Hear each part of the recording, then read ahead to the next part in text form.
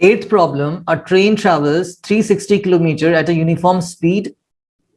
एक ट्रेन है जो 360 किलोमीटर को ट्रैवल कर रही है with a uniform speed. Okay, if the speed had been 5 kilometre per hour more, अगर स्पीड ज्यादा होगी, it would have taken 1 hour less. Of course अगर स्पीड हम ज्यादा कर देंगे तो हम जल्दी पहुंच जाएंगे. फॉर द सेम जर्नी, आपका टाइमिंग भी क्या है, सॉरी जर्नी का डिस्टेंस भी क्या है, सेम ही रहने वाला है. Find the speed of the train, तो हमें क्या निकालना है, we have to calculate the speed of the train. तो इसी को हम अज्यूम कर लेते हैं कि भाई हमारी जो स्पीड है ट्रेन की वो x है. Let the speed of the train be x kilometre per hour. हमने क्या अज्यूम कर लिया, जो हमारा स्पीड है किसका, ट्रेन का, वो x किलोमीटर पर आवर है. और डिस्टेंस आप कितना ट्रैवल कर रहे हैं, distance of the journey, you have to cover a distance of 360 kilometre. तो बताइए how much time we are going to take. Time मैं टी लिख दे रहा हूं, time for the journey, TIME. Okay, time होता है आपके पास डिस्टेंस अपॉन स्पीड. डिस्टेंस आप गए हैं बच्चे 360 किलोमीटर और स्पीड आपकी थी x. तो ये आपका क्या हो गया, टाइम हो गया 360 अपॉन x आवर्स. ठीक है, ये आपका आवर्स में आने वाला है.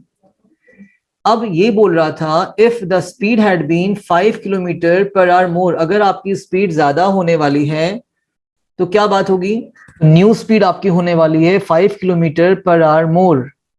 Now what will be the new speed. Originally आप किससे ट्रैवल कर रहे थे, x से, और आपने अपनी स्पीड बढ़ा दी, तो आपकी जो नई स्पीड होगी वो x+5 होने वाली है kilometre per our. That is the new speed. और बच्चों आपकी अगर स्पीड ज्यादा हो गई है तो आप जल्दी पहुंच जाएंगे. आपकी स्पीड अगर ज्यादा है तो आप जल्दी पहुंचने वाले हैं. और कितना जल्दी पहुंच रहे थे, तो 1 घंटा कम ले रहे थे. तो देखते हैं इसमें, तो हम टाइम निकालने की कोशिश करेंगे और इसको मैं T2 कह दे रहा हूं, इसको मैं T1 कह दे रहा हूं. ठीक हो गया. तो T2 कैसे निकलेगा, again distance upon speed for the same journey. Same journey का मतलब आप टोटल डिस्टेंस 360 कवर कर रहे हैं और आपने अपनी स्पीड x+5 कर दी है. और ये भी आपका टाइम ही आने वाला है, ये भी आपका आवर्स में ही आने वाला है. सिंस आपने जो T2 लिया था वो कम लिया है, और कितना कम है, 1 आवर लेस है, तो T2 is less than T1. तो अगर हम यहाँ पे देखें अकॉर्डिंग टू प्रॉब्लम, हमारा क्या बनने वाला है क्वेश्चन, जो ज्यादा टाइम है आपके पास वो 360 है. 360 अपॉन x, या इसको हम पहले क्या कर लेते हैं, T1 लिख लेते हैं. T1 बड़ा होगा या T2 बड़ा होगा, तो ऑफ कोर्स T1 बड़ा है. आपने ज्यादा टाइम कब लिया है, जब आपकी स्पीड कम थी, x थी. आपने अपनी स्पीड बढ़ा दी तो आप जल्दी पहुंच जाएंगे. ठीक है, तो टाइम 1 आपका ज्यादा है, और कितना ज्यादा है, तो माइनस करके आप अपना 1 आवर लिख सकते हैं. That is the same 1 hour. Getting the point ना. इसका ये मतलब है, मान लो आपने यहाँ पे लिया होता 10 घंटा और यहाँ पे आपने अपनी स्पीड बढ़ा दी, तो आप 1 घंटा पहले पहुंच जा रहे हैं, 1 घंटा कम ले रहे हैं. तो हम क्या करेंगे, हम टाइम 1 से टाइम 2 को माइनस करेंगे, और जो डिफरेंस हमारा आ रहा है वो कितना आ रहा है, 1 आवर्स आ रहा है. आई होप यहाँ पे किसी को प्रॉब्लम नहीं होगी. काफियों को प्रॉब्लम होती भी है यहाँ पे. एक और चीज समझिए, 1/2 बड़ा होगा या 1/3 बड़ा होगा, तो ऑफकोर्स जिसका डिनोमिनेटर छोटा होता है वो ज्यादा बड़ा होता है.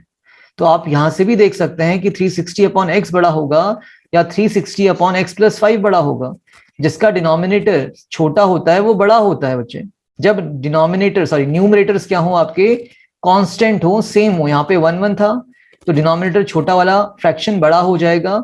यहाँ पे 360 था, न्यूमरेटर सेम है, तो डिनोमिनेटर में जो बड़ा होगा वो छोटा हो गया. T1 कितना था, लिखिए उसको, 360/x माइनस T2 कितना है, दैट इज 360/x+5, और इक्वल्स टू में कितना आ रहा है, दोनों का डिफरेंस 1 आ रहा है. क्या हम दोनों ही फ्रैक्शंस में से 360 को कॉमन निकाल सकते हैं, तो of course we can take 360 as common. तो 360 को निकाला बाहर हम लोगों ने, तो फर्स्ट ब्रैकेट में क्या बचने वाला है, 1/x, माइनस सेकेंड ब्रैकेट में क्या बचेगा बच्चों, 1/x+5, और इक्वल्स टू में 1. Okay, now we have to take the LCM. तो यहाँ पे x और x+5 दोनों ही डिफरेंट डिनोमिनेटर्स हैं, तो इनका जो एलसीएम आएगा वो इनका ही मल्टीपल आ जाता है. तो एलसीएम कितना हो गया, x भी आएगा और x+5 का मल्टीपल हो गया. इक्वल्स टू में 1 है। अब यहाँ पे देखिए क्या होता है, क्रॉस मल्टीप्लीकेशन 1 के साथ x प्लस 5 मल्टीप्लाई में आएगा तो x प्लस 5 रहा, माइनस इस 1 के साथ ये वाला x मल्टीप्लाई में आने वाला है तो minus 1 into x is x, और यहाँ पे हम कैंसिल कर सकते हैं अपना x प्लस का और माइनस का, तो ये हो गया आपका 360 मल्टीप्लाई बाय 5, न्यूमरेटर में ब्रैकेट के अंदर सिर्फ 5 बच रहा है, अपॉन में क्या है x into x will be x square minus plus 5 into x is 5x, equals to में 1 है, 360 into 5, 500, 5 6 30, 3 carry 15 and 3 is 18, 1800 equals to, अब इस 1 के साथ जो भी डिनोमिनेटर है वो आएगा मल्टीप्लीकेशन में और कोई चेंज नहीं होना, because 1 into something is something only. यही छोड़ते हैं एक्स स्क्वायर प्लस 5x को, एक्स स्क्वायर प्लस 5x, और ये जो 1800 है इसको शिफ्ट कराएंगे तो माइनस में जाएगा, तो 1800 इक्वल्स टू 0, और ये आपका इक्वेशन यहाँ पे आ रहा है। अब you need to solve the equation, तो हम इसका पहले तो d निकाल लेते हैं बच्चों फटाफट से।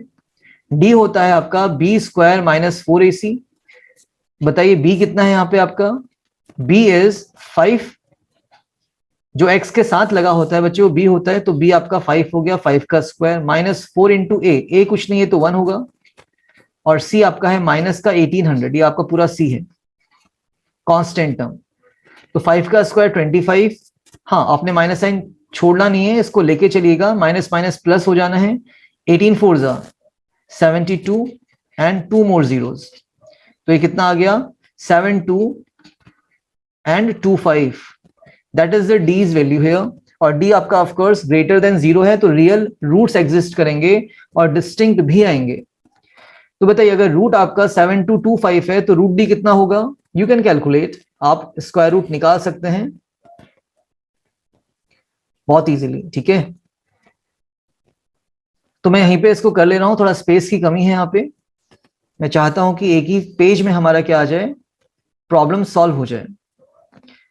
तो अगर d हमारे पास 7225 है तो रूट d कितना हो जाएगा, प्लस माइनस आपका लगता ही है जब भी अंडर रूट आएगा, और 7225, अगर आपको कुछ याद आ रहा हो 8 9 कितना होता है 72, और पीछे 25 हमारा लगा हुआ है, तो छोटा नंबर आगे आता है और 25 में से 5 निकल के आता है, तो 85 का स्क्वायर कितना होता है बच्चे 7225। एक और चीज देख लीजिए, 7 8 56 होता है और पीछे 25 लगता है, तो एक इसका स्क्वायर नंबर क्या है एक्चुअली, 7 8 56 25, और किसका होगा तो आगे का 7 और पीछे का 5 का स्क्वायर होता है। तो इस तरीके से हम इसको देख लेते हैं, जब भी पीछे 25 लगा है और आपको स्क्वायर पूछ रहा है तो आप इस तरीके से अपना फंक्शन कर सकते हैं। चलिए, तो रूट डी का वैल्यू प्लस माइनस, अब ये किसका होगा तो बच्चे 8 9 72 होता है, तो ये 85 का स्क्वायर होने वाला है, प्लस माइनस 85।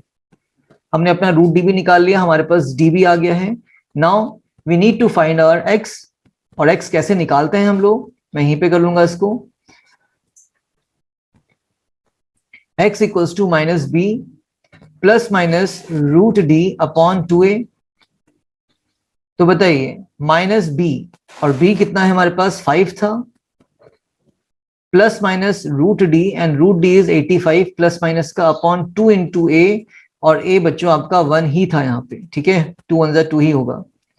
तो एक बार आप लेके जाइए -5 प्लस 85 अपॉन 2, और एक बार आप लेके जाइए कितना, और लिख रहा हूं मैं यहाँ पे -5 माइनस 85 अपॉन 2, दोनों बार हम लेके गए, इट एम्प्लाइज -5 प्लस 85 हो जाएगा 80 अपॉन 2, तो आपका 40 आ गया, या फिर -5 माइनस 85 हो जाएगा माइनस का 90, और माइनस 90 का हाफ कितना हो जाएगा माइनस का 45। Again speeds can't be negative, आपकी स्पीड तो नेगेटिव हो ही नहीं सकती, हमें टाइम ट्रेवल तो करना नहीं है, so speed can't be negative, so rejecting the negative value, it implies जो स्पीड हो गई आपकी वो कितनी आ गई 40, और 40 क्या है बच्चे, यूनिट्स जरूर मेंशन करिएगा, kilometre per our, and that is the final answer of this problem. Nice and fine problem, ज्यादा था नहीं, आपको यहाँ पे कैलकुलेशन ही देखनी है, बाकी इक्वेशन तो आप बना ही लेंगे।